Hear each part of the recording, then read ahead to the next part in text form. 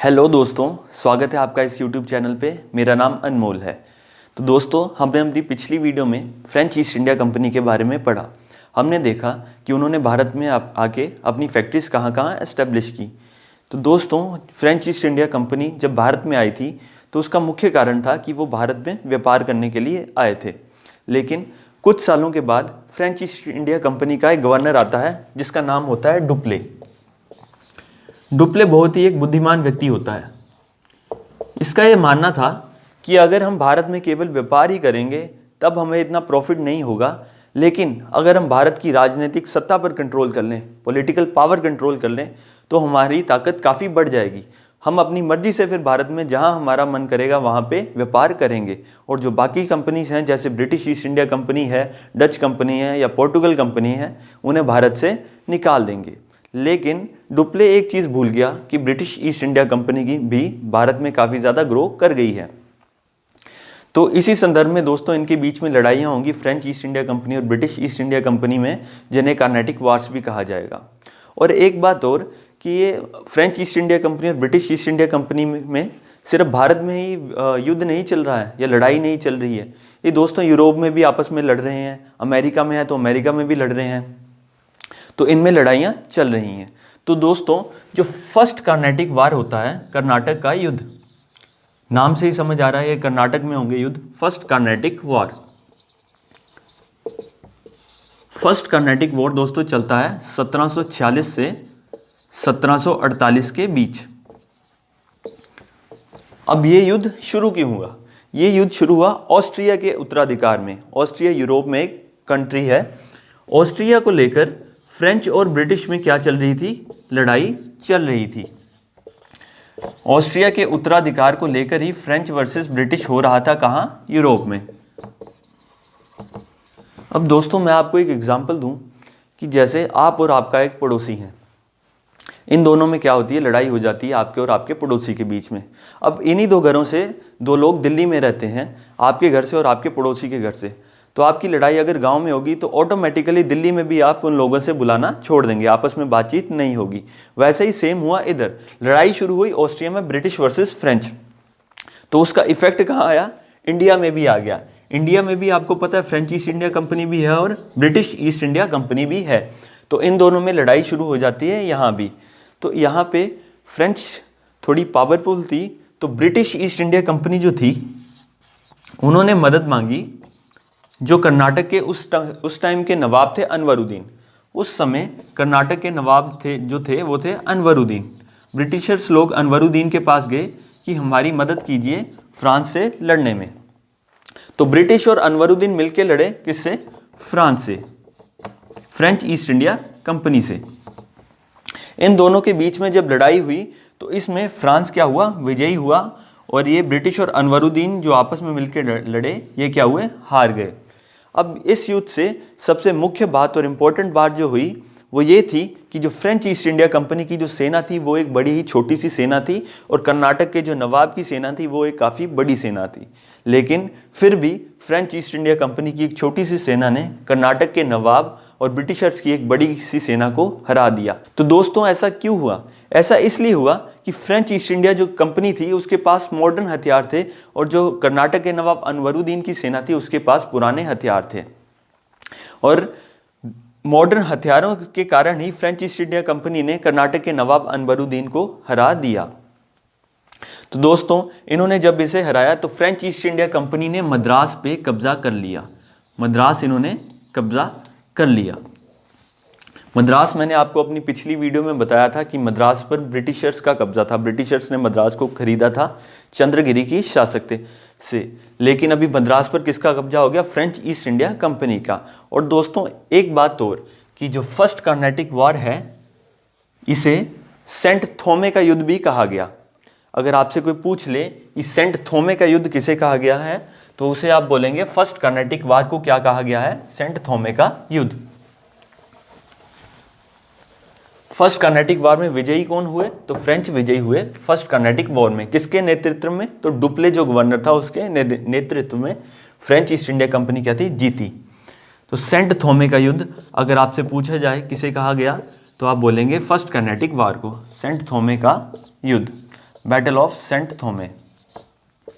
और दोस्तों इस युद्ध में फिर एक संधि होती है एक्स ला चपेल की, नाम थोड़े डिफिकल्ट हैं, आप बुक से भी देख लें, वैसे मैं यहाँ लिख रहा हूँ। एक्स ला चपेल की संधि होती है, AIXX LLA CHAPPELE। जो एक्स ला चपेल की संधि थी, इसमें क्या था दोस्तों, मैंने आपको बताया कि ऑस्ट्रिया को लेके फर्स्ट कर्नाटिक वार शुरू हुई थी, और ये जो फ्रेंच और ब्रिटिश हैं ये दुनिया के जिस हिस्से में भी हैं वहाँ क्या कर रहे थे, आपस में लड़ रहे थे। तो ये दोस्तों अमेरिका में भी इनके बीच में लड़ाई चल रही थी। तो एक्स ला चपेल की संधि में क्या हुआ कि फ्रांस लोगों ने जो अभी मद्रास जीता था फर्स्ट कर्नाटिक वॉर में, उसे ब्रिटिशर्स को दे दिया। इन्होंने मद्रास वापस किसे कर दिया, ब्रिटिशर्स को। किसने, फ्रेंच लोगों ने। लेकिन उसके बदले इन्होंने अमेरिका में ब्रिटिशर्स से क्या ली, जमीन ली थोड़ी। अमेरिका में उसके बदले इन्होंने ब्रिटिशर से ज़मीन ली। तो दोस्तों मुझे लगता है आपको समझ में आ रहा होगा कि फर्स्ट कर्नाटिक वॉर, मैं एक बार दोहरा दूं, फर्स्ट कर्नाटिक वॉर शुरू हुई 1746 से 1748 के बीच। इसे सेंट थोमे का युद्ध भी कहा गया। इसमें ब्रिटिशर्स और कर्नाटक का जो नवाब था अनवरुद्दीन, वो मिलकर लड़े फ्रेंच ईस्ट इंडिया कंपनी से, और इस युद्ध में जीते कौन, फ्रेंच लोग जीते। तो इस युद्ध के लास्ट में जो संधि हुई उसे कहा गया एक्स ला चपेल की संधि, जिसमें जो Madras French east India company ने अभी जीता था वो वापस कर देंगे ब्रिटिशर्स को फिर से, लेकिन उसके बदले में अमेरिका में ब्रिटिशर्स से, ब्रिटिश ईस्ट इंडिया कंपनी से जगह लेंगे। दोस्तों इसके बाद शुरू होता है second Carnatic war. Second Carnatic war चला था 1749 से 1753 के बीच। Second Carnatic war, second Carnatic war चला 1749 से 1753 या 54 के बीच। अब इस युद्ध में दोस्तों क्या हुआ, इस युद्ध में मैं आपको बताऊं कि जो अभी कर्नाटक और हैदराबाद दो जगह थी, इस दोनों जगह पर गद्दी पे शासन करने के लिए दो दो लोग अपना अधिकार ठोकते थे। मतलब जैसे समझो ये कर्नाटक है, कर्नाटक में दो लोग हैं, एक है चंदा साहिब और दूसरा है अनवरुद्दीन।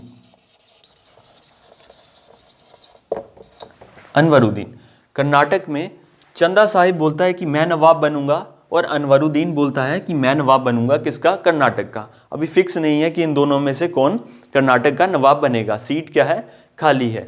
और दूसरी ओर हैदराबाद में भी सेम टू सेम ऐसा ही चल रहा है।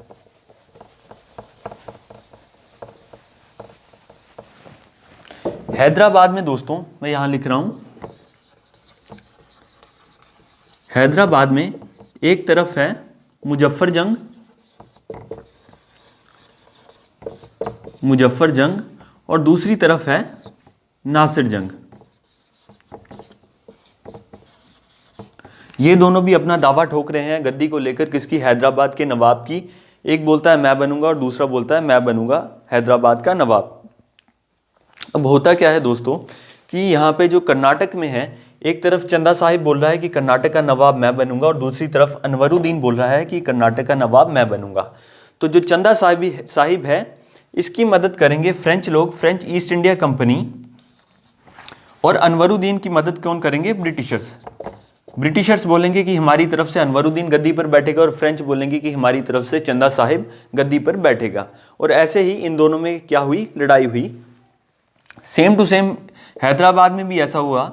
मुजफ्फर जंग का सपोर्ट किया फ्रेंच लोगों ने और नासिर जंग का सपोर्ट किया ब्रिटिशर्स ने। तो ये दोस्तों ऐसे ही इनमें क्या हुई, अब लड़ाई शुरू हो जाती है। तो कर्नाटक में जब लड़ाई शुरू हुई, फ्रेंच ने सपोर्ट किया चंदा साहिब को, ब्रिटिशर्स ने सपोर्ट किया अनवरुद्दीन को। तो इसमें विजयी होता है चंदा साहिब। सेकेंड कर्नाटिक वॉर में कर्नाटक में चंदा साहिब विजयी होता है, और हैदराबाद में फ्रेंच सपोर्ट करते हैं मुजफ्फर जंग को, और मुजफ्फर जंग क्या होता है, विजयी होता है। दोनों ही तरफ हैदराबाद और कर्नाटक में ब्रिटिशर्स ने जिसको सपोर्ट किया वो क्या है, हार जाते हैं। और इस समय जो फ्रेंच ईस्ट इंडिया का गवर्नर है वो डुप्ले ही है, जो कि बहुत ही बुद्धिमान व्यक्ति है। ये फूट डालो और राज करो की नीति पर भरोसा रखता है। दोस्तों मुझे लगता है आपको ये समझ में आ गया इतनी बात कि दोनों ही तरफ जिसे फ्रेंच ने सपोर्ट किया, फ्रेंच ईस्ट इंडिया कंपनी ने सपोर्ट किया, वो जीत गए। अब सपोर्ट करने का इन्हें फ़ायदा क्या मिला? सपोर्ट करने का फ़ायदा ये हुआ कि इन्हें, जैसे चंदा साहिब की support French east India company ने की और वो जीत गई, तो चंदा साहिब जब नवाब बनता है वो बहुत ही ज़्यादा पैसा देता है फ्रेंच ईस्ट इंडिया कंपनी को या उसके गवर्नर डुप्ले को, जिससे ये मालामाल हो जाते हैं। दोस्तों एक चीज़ और, सेकेंड कर्नाटिक वॉर को बैटल ऑफ अंबर के रूप में भी जाना गया। अगर आपसे पूछे बैटल ऑफ अंबर कब हुआ तो आप सेकेंड कर्नाटिक वॉर का बोलेंगे, बैटल ऑफ अंबर, अंबर का युद्ध। दोस्तों और ये सेकेंड कर्नाटिक वॉर एंड होती है ट्रीटी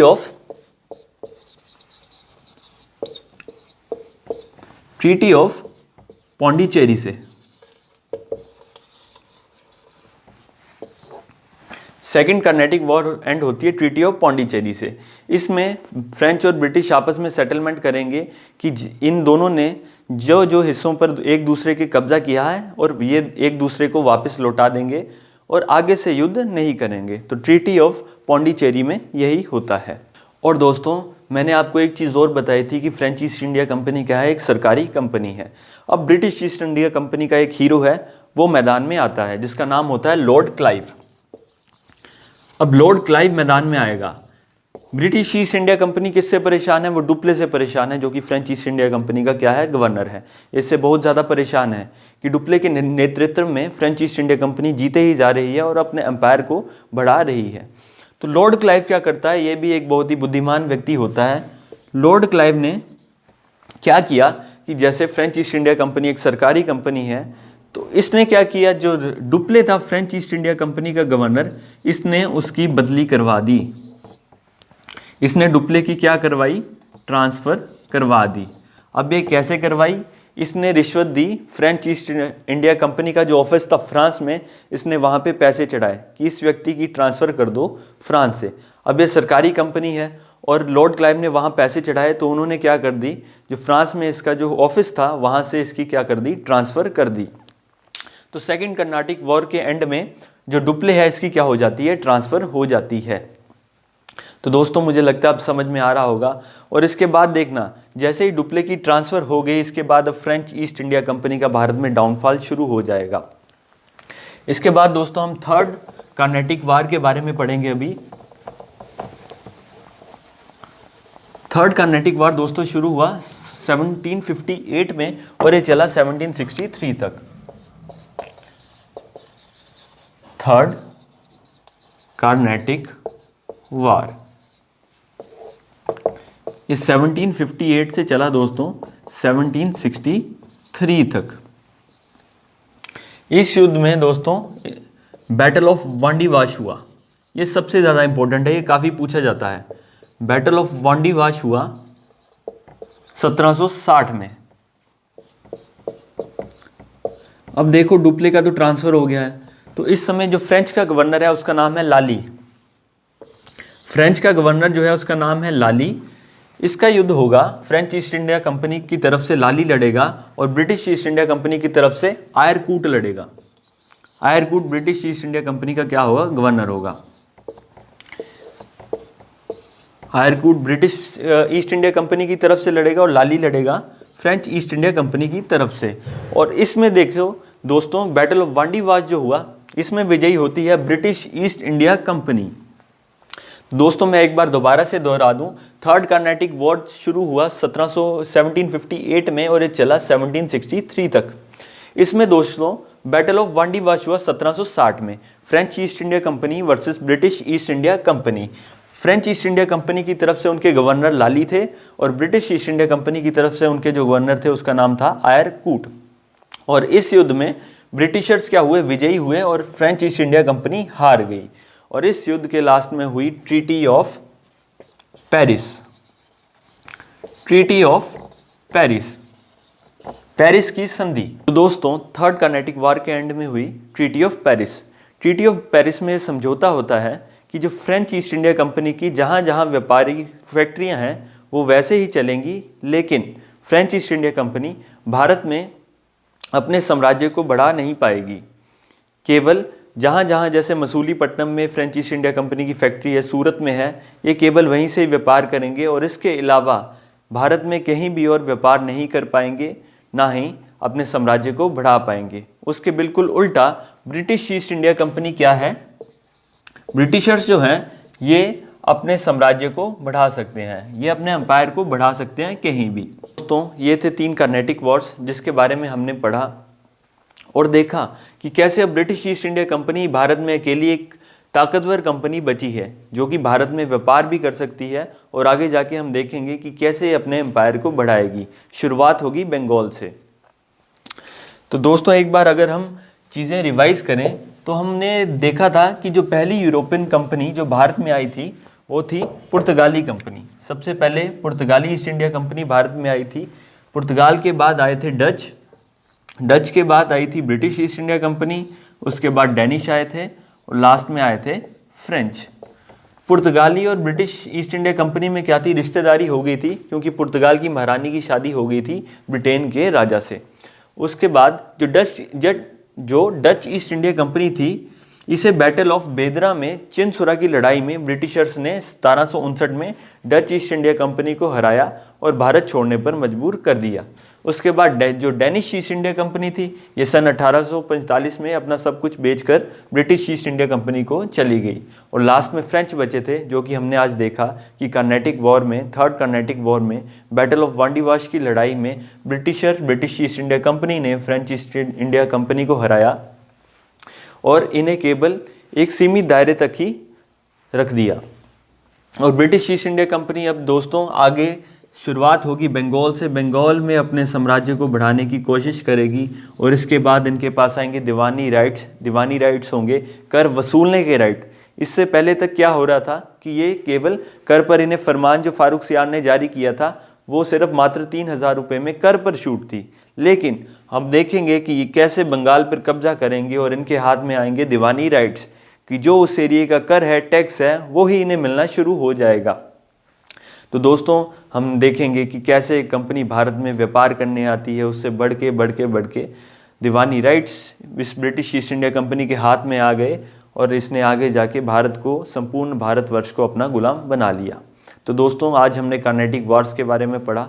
आशा आप सभी को समझ में आया होगा। धन्यवाद।